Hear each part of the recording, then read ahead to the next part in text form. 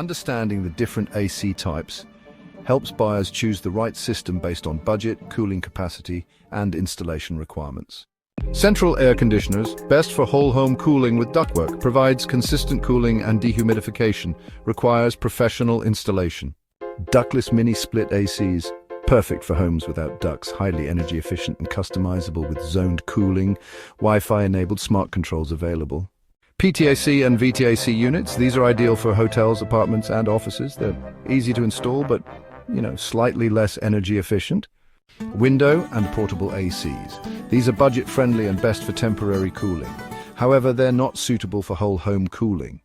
Packaged units. These are common in commercial buildings or homes with space constraints. They house all components in a single unit.